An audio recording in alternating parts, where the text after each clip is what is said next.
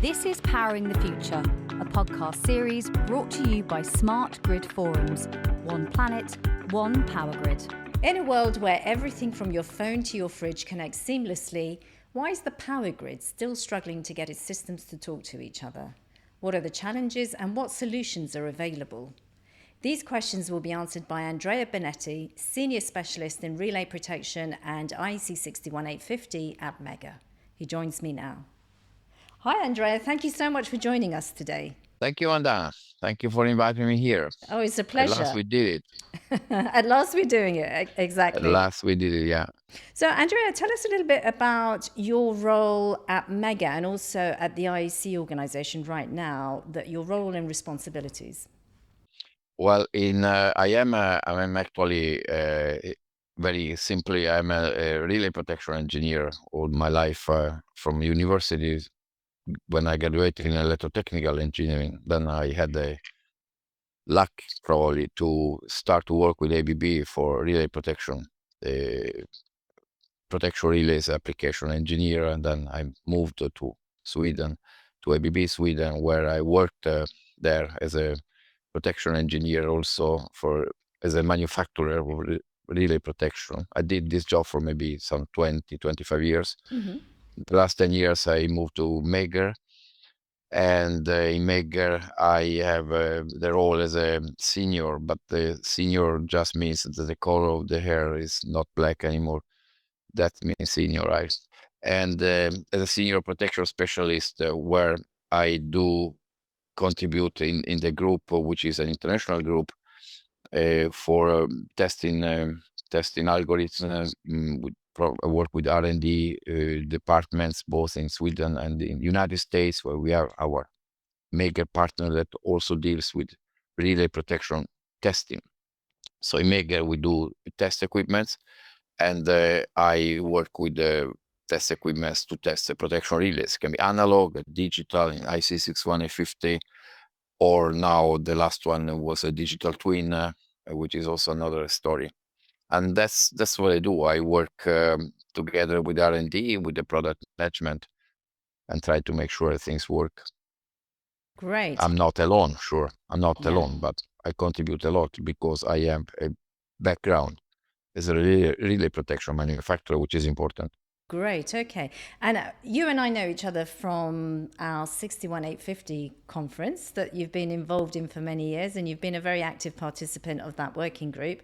You've recently taken on a fairly involved role with another IEC working group. Could you tell us a little bit about that? Yeah, that again is a technical committee related to relay protection.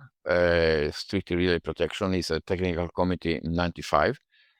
I am member of technical committee 95, I think, since 2006, 2005.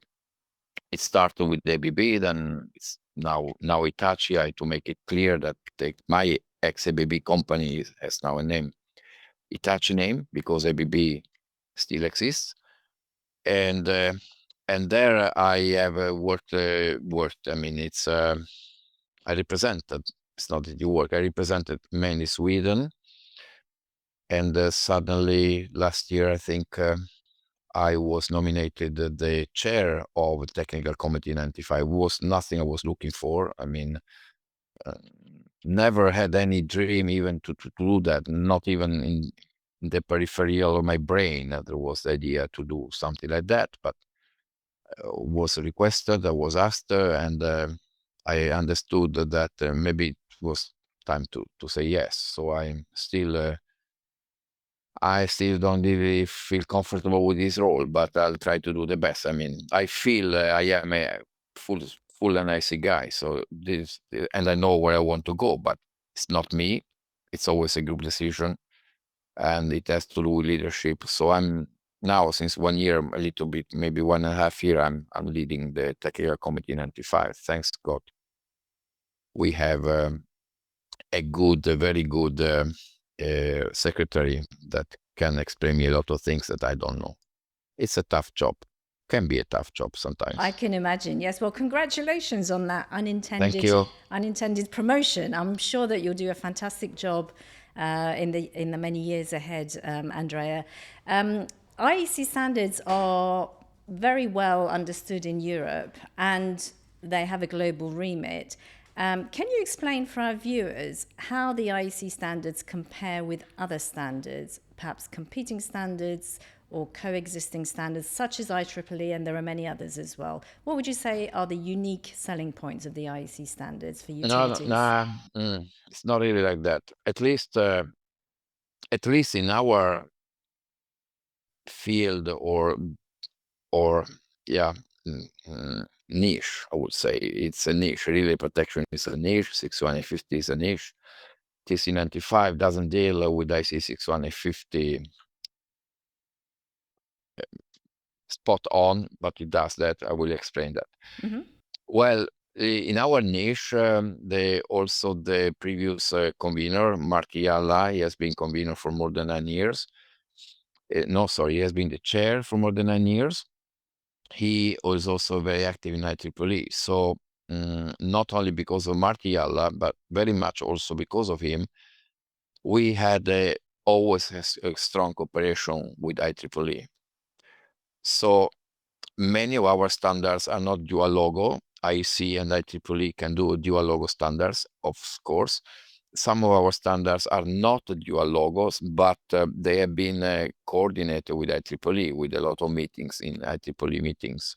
And many people now in IEC from United States, etc., are also IEEE members. So I'm not competing, me as TC95, I'm not competing with IEEE at all.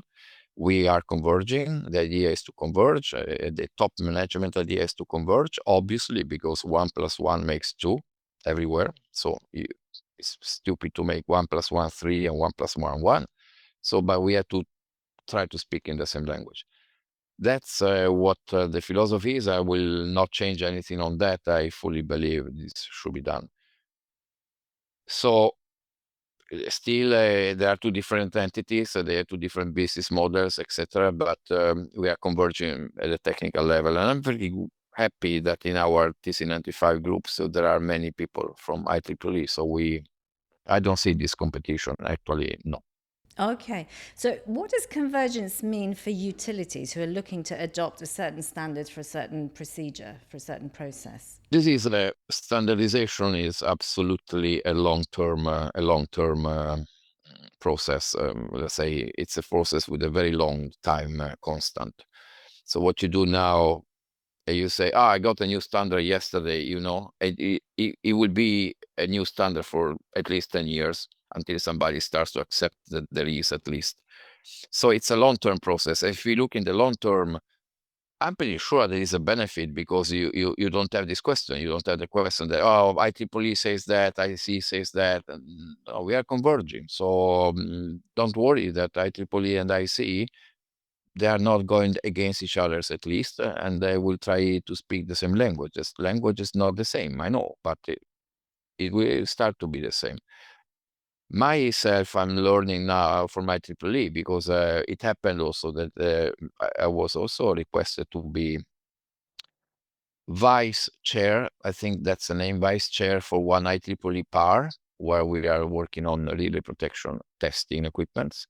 It's a guide, it's not a standard. But anyway, it's an interesting world, how they work, and I'm learning very much from them. So in the long term, it's beneficial for the end users because they don't have to say, okay, this part I will follow IC, this part I will follow IEEE. In Europe, it's easy. We follow IC. It's not a big problem. But other countries may choose.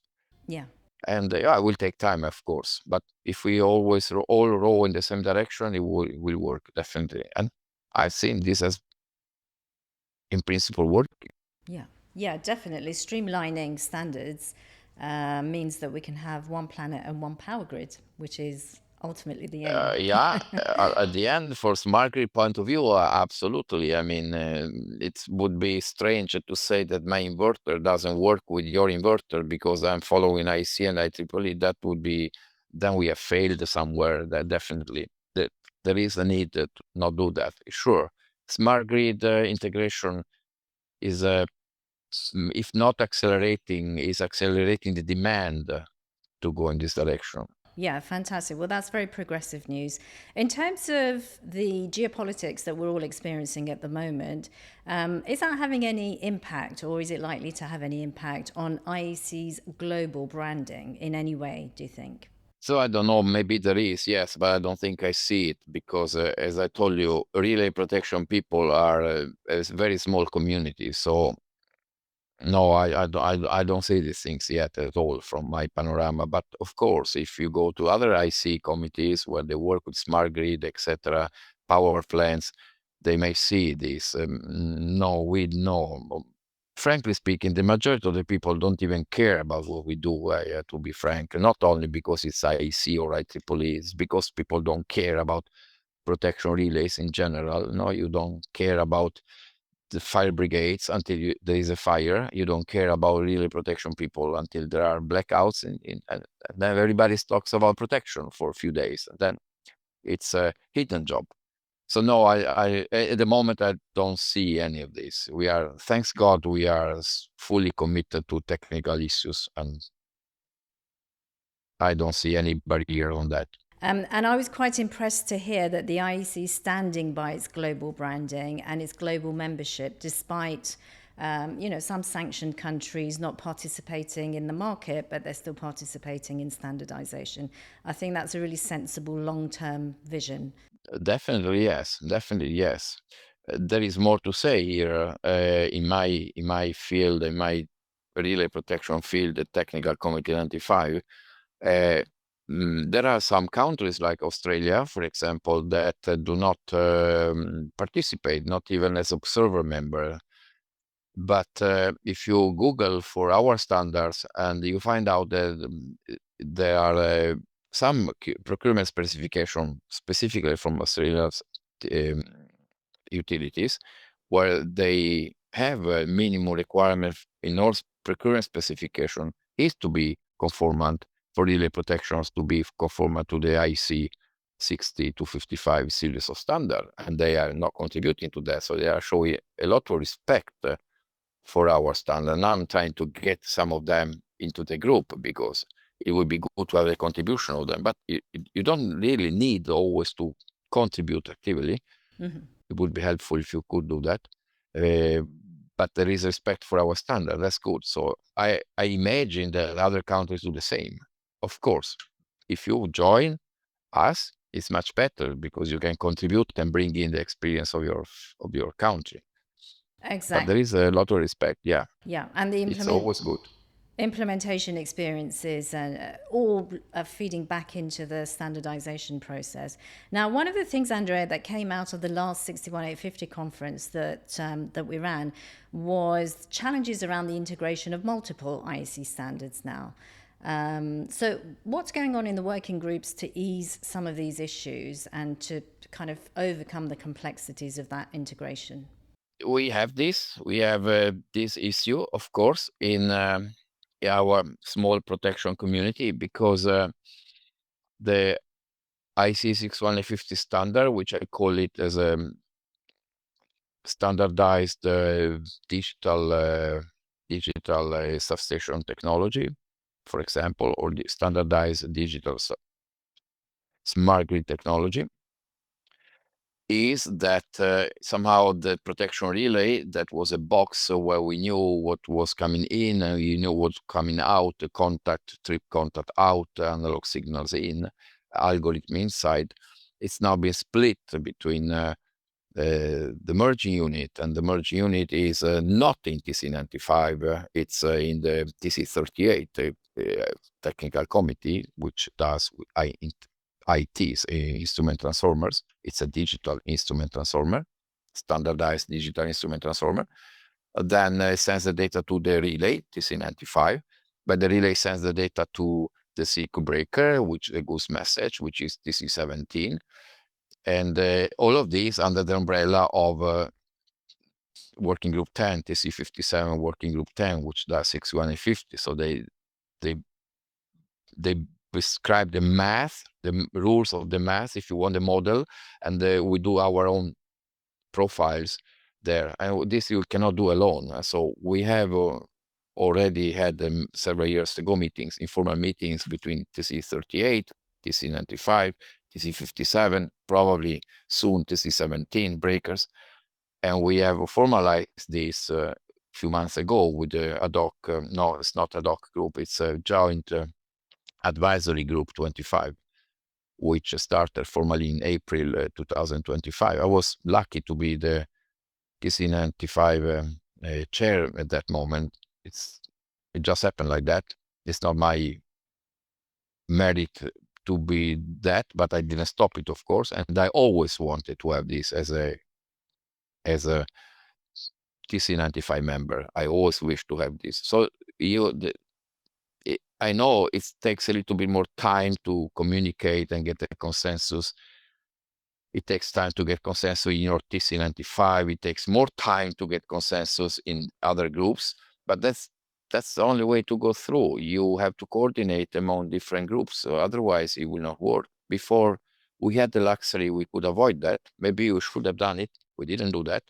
Now we are learning that we need to do that. Otherwise, we lose credibility. I see lose credibility with this new technology. How much can I explain this? Because this is very important. You give me 2 minutes for that? Yeah, go ahead. Yeah. This is a mom catch 22 situation. You go to the possible customer of a digital substation. The digital substation for me is a IEC 6150 substation. And you say, do you use IEC 6150? No, absolutely not. So why not? You know, there is no standard that says how to do a substation. There is a 650 standard, but nobody says how to do relays, how to do merge units, how to do this. So make a standard, and when there is a standard, I will do it. And me, that for 30 years, I went around asking people, how do you do? How do you do? How do you do? How do you do? And based on the answers, we take the majority of the answers where we get the consensus, we standardize this platform. We have nothing to standardize because nobody does it. They're waiting for the standard. I cannot create the standard if you don't do the substation. And that is that is a challenge of the new standardization. I have to create a standard when there is no, in principle, there are only some experiments around the world. Mm-hmm. So we need a lot of competence, more than before. We cannot collect the consensus from the basis because there is yet no basis. And think about 6150 itself. When it was born in 2003, there was not one single released product out in the world. And nobody can say that it failed. Actually, it didn't fail at all. So that's the new standardization. Do the standards, otherwise nobody will follow the technology. And it's tough. We have to change our mind. I also don't know exactly how to do it, but we are working to do that. Cooperation among different technical committees. It's more than that at the moment we cannot do. Right, okay. But even a single IEC standard, for example, 61850, which we commonly know and have worked together on, the adoption on a larger scale within European utilities has been progressing at a fairly slow pace. So this feedback loop that you talk about that would really help propel the standard isn't quite there yet. What can we do to help the new workforce adopt the standard, work with it, master it, and be able to drive large-scale deployment across Europe? What are your thoughts on that? We had to talk about this. Smart grid is a popular name, and maybe smart grid itself doesn't need too much marketing. But you have to protect the smart grid, and egoistically I look at that all the time. And yeah, it's a conservative branch, and maybe we still have the light here also because we are conservatives. I mean, you don't have to be crazy at all. You only because there is a new technology. You have to be calm, wait, make sure it works, do some experiments. So the only way to really make that these standards are more adopted, it's number one, wait a little bit. Some people need to go to pension. Right. That's a fact. Okay. Yeah, but that's a Yeah. fact. It's not only me that I'm saying that. Some people don't want to learn something new, and They don't feel safe with this new. And when you do something new, no matter what it is, and something doesn't work, it's only because you did that new. And the new technology has new problems. You don't know how to solve them. The old technology has many more problems, but you know how to solve them. And that makes people clearly don't want to change. So the job you are doing is contributing to this very much. You gather the people together, make sure that experience, positive experience from the people comes out, also negative experience, because you learn from the negative experience, and and talk about that. IEC is doing very much already.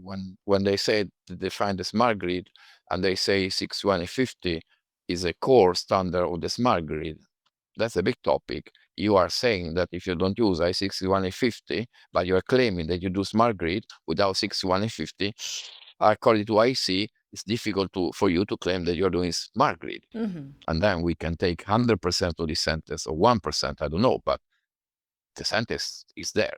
The declaration is there. So talking about that, I offered you many times to come and talk about our standard. It would be good if you had a standardization track in your conferences. Megger, thanks God, is helping also on that, because I was in Saudi a few months ago. I had 2 hours in the Megger conference, 2 hours, only to talk about standardization. So I didn't talk about one single screw with Megger logo, and that's fantastic, because it's time. I spend my time to go there, and something happens, of course. It's not a smart grid problem. This is a philosophical, mental, human problem. You need time, and when new students in KTH now, Stockholm University, Engineering University of Stockholm, there is a 6150 course since many years. And this course graduates maybe some 30 engineers per year with good competence on IC 6150. When these engineers go to the work, find a job, maybe in Sweden, maybe not in Sweden, and they will ask, they will not say, why are you using 6150? They will say, why are you not using IC 6150? Because they know it. It's very difficult to say how to change these things. You have to wait. I have to do my job. You have to do your job. Somebody has to believe in that. And from the belief, you do the job. And then at the end, something happens. So you cannot explain why it has happened. I'm just going to slightly put the cat among the pigeons now for a moment. As you might remember, Andrea, before COVID, we used to have good contribution from China State Grid at our 61850 conference. And at that point, they had about 500 substations with 61850 installed. I spoke to them recently, and they have 26,000. So you can imagine that pace of that pace of progress within 5 years. How can we replicate that in Europe? Because we can wait, but if we don't need to wait, if there are ways around waiting, what can we do to really transform that? And perhaps that's my final question for you. What do you think IEC 61850 needs to really propel in the next 10 years?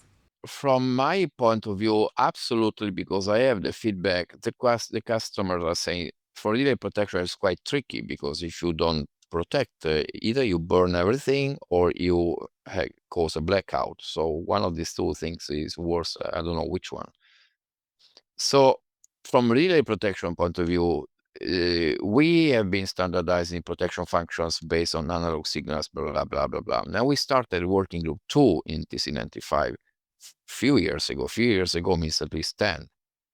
I remember the time constant is very long.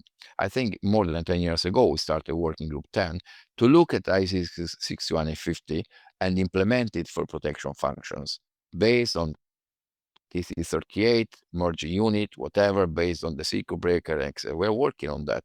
And now we are getting a new TS, forget about this, a new document, new standard, now in July, that is the result of at least 6 years of work from working group 2 in TC95. So TC95 is writing standards on based on protection functions based on IEC 6150, but it's late. Even the analog protection functions are complicated. So it's not that we are late because we don't know what to do.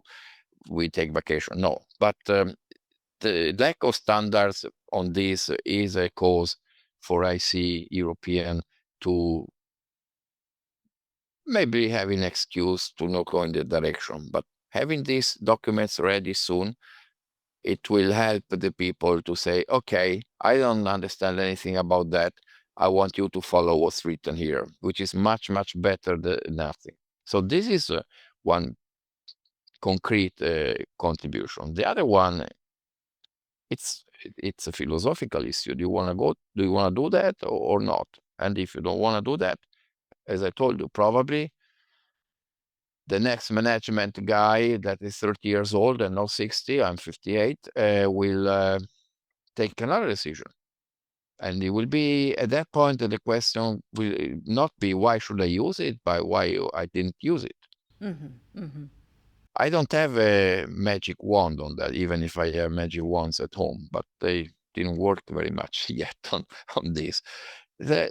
To me, it's very simple. Why China went in this is because probably they believe on digital technology much more than us, and their time constant is much shorter than our time constant.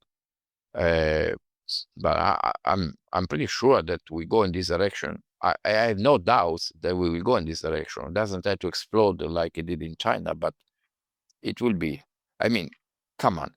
How many people were talking about 650 sample values 10 years ago? Yeah, me, you, we were classified as crazy.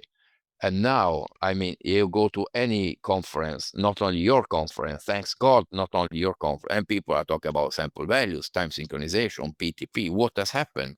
Is it me? Is it you? No, yes, of course, we did. We pushed in that direction, but it happened. We played our part, Andrea, and we'll continue to do that.